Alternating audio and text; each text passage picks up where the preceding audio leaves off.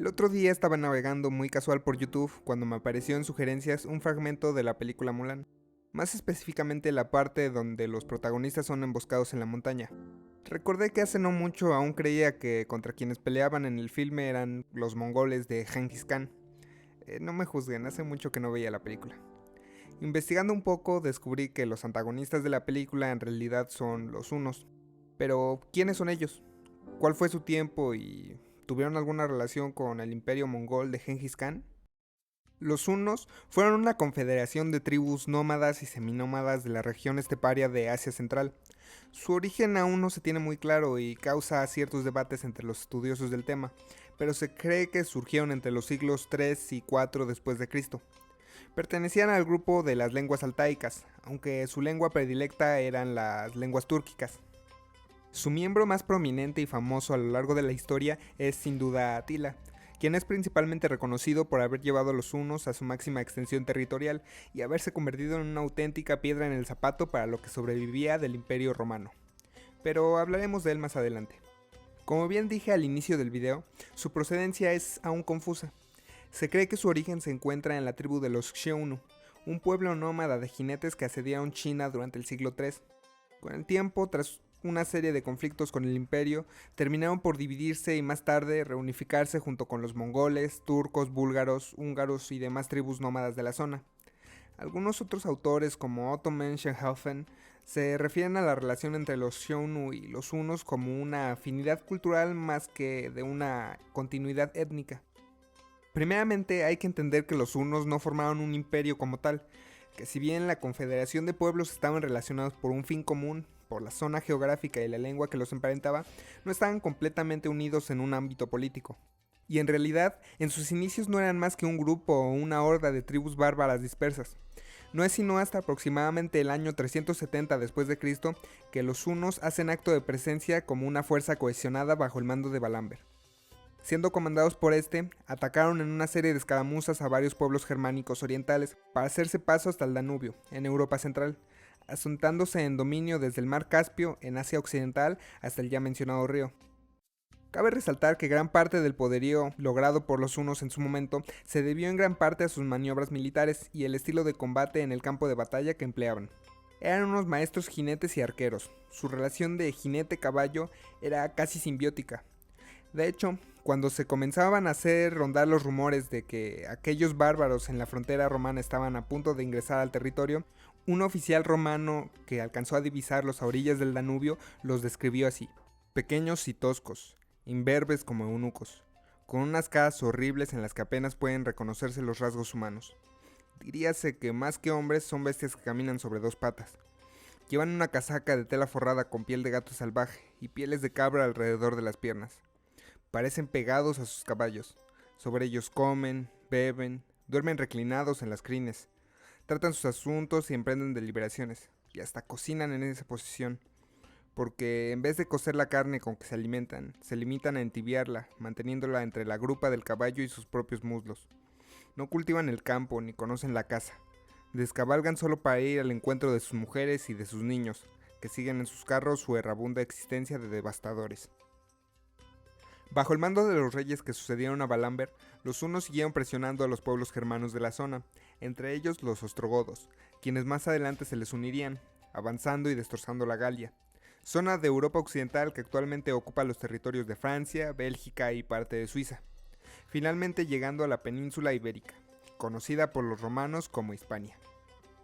El auge de los hunos y el inicio de sus incursiones en territorio europeo y particularmente en Roma coincide con el momento histórico conocido como el periodo de las grandes migraciones, durante los siglos 3 y 7 después de Cristo, en los que la zona templada de Eurasia fue asediada por los bárbaros germanos.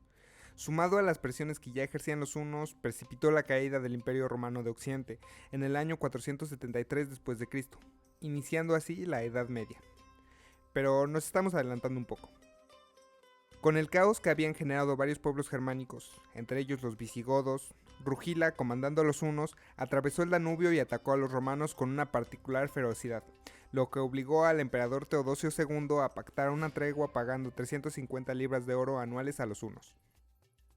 Hacia el año 434, Rugila falleció, dejando un trono compartido para los hijos de su hermano, Bleda y el ya conocido Atila. Para este momento los hunos ya se habían convertido en algo más que una molestia para las dos partes escindidas del Imperio Romano, pero particularmente más para el oriente.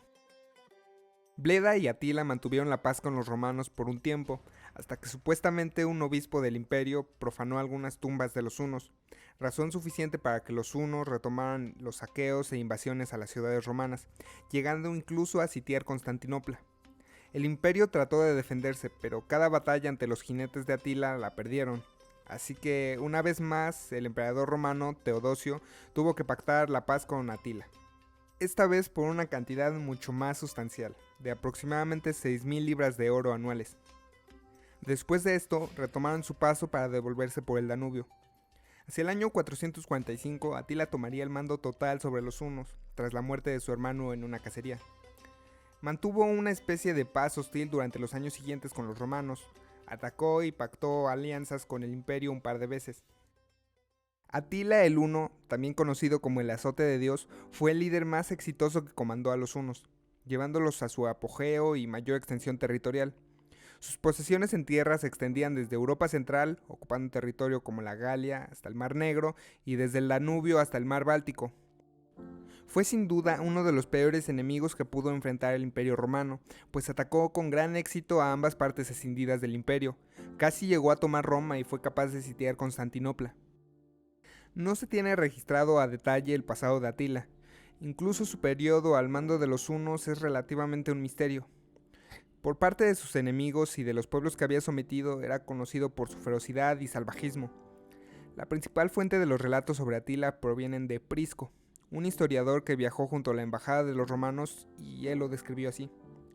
Corto de estatura, de ancho pecho y cabeza grande, sus ojos eran pequeños, su barba fina y salpicada de canas. Tenía la nariz chata y la tez morena, mostrando evidencia de su origen.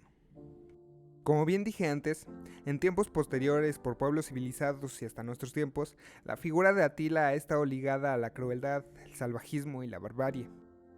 Pero esto, más que estar constatado por hechos, se debe más bien al arquetipo que se ha asociado a los señores esteparios que vinieron después de él, como el más conocido Gengis Khan.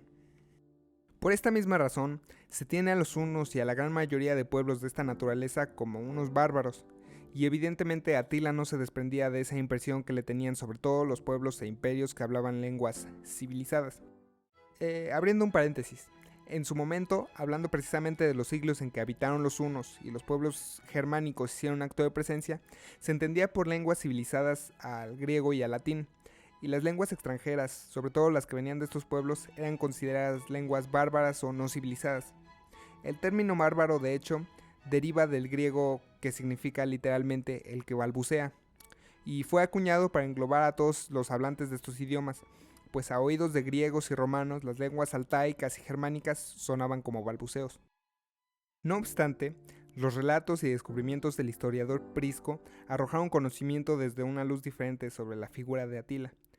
Uno de los romanos cautivos que encontró a su llegada había asimilado tan profundamente el estilo de vida de los hunos que ya no sentía ningún deseo por volver a sus tierras. Con el monarca no hubo más que impresión ante su humildad y sencillez. Además, notar que Atila no solo hablaba perfectamente latín, sino que también podía escribirlo, además de hablar griego y otros idiomas. Razones más que suficientes, creo yo, para alejarlo de la figura que todos tenemos por el bárbaro descrito en algunas películas. Era cuando menos un hombre de gran cultura. En algunos relatos de los pueblos germánicos es también descrito como un noble y generoso, como se lo concibe en el Cantar de los Nibelungos, aunque también en otros escritos de esta naturaleza se le describe como alguien terriblemente cruel. Es gracioso porque, según se sabe, de alguna manera Atila pudo haber sido evangelizado, pues cuando marchaba hacia Roma se entrevistó con el Papa León I, quien le suplicó que no saqueara la ciudad. Le habrá hecho un exorcismo o algo, porque después de esto los hunos abandonaron el imperio de Occidente así, sin más. Eso sí es de gángsters, de gángsters. Poco después Atila se preparaba nuevamente para asediar a Constantinopla y el imperio de Oriente por haber suspendido el tributo que había pactado con Teodosio. Sin embargo, falleció poco después en el año 453, según se sabe por una hemorragia nasal. Por favor, no Hokage.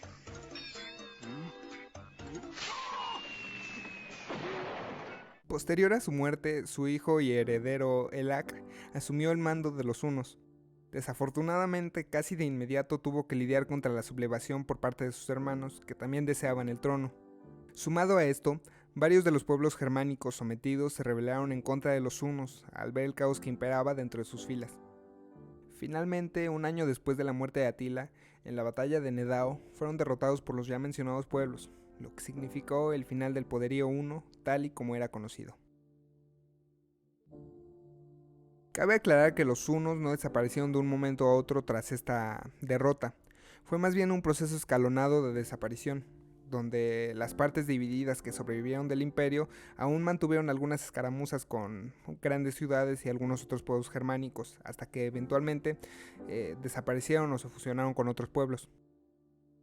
Ya lo he mencionado en un video anterior, y aunque creo que no escapa de la obviedad evidente, a veces es menester hacer recordar que las descripciones históricas que muchas veces vemos en la gran pantalla no significan más que una ficción y un ligero arañazo a lo que fue. Muchos de los relatos que conocemos sobre imperios que se forjaban, ciudades que caían y pueblos que nacían no se pintaron en un lienzo monocromático.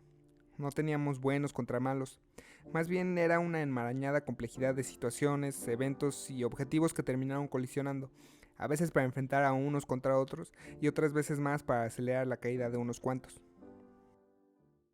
Pues ya lo sabes, si el video te gustó no olvides dejar tu fuerte like, suscribirte y activar la campanita de notificaciones para estar al tanto de mis próximos videos. Eso me ayudaría muchísimo a seguir compartiendo este tipo de material. Después de este ligero retraso estaré subiendo video todos los lunes. Si tienes alguna sugerencia o quieres que hable de algún tema en particular, déjalo en la caja de comentarios. Por mi parte ha sido todo. Yo me despido, mi nombre es Dani Ross y hasta la próxima.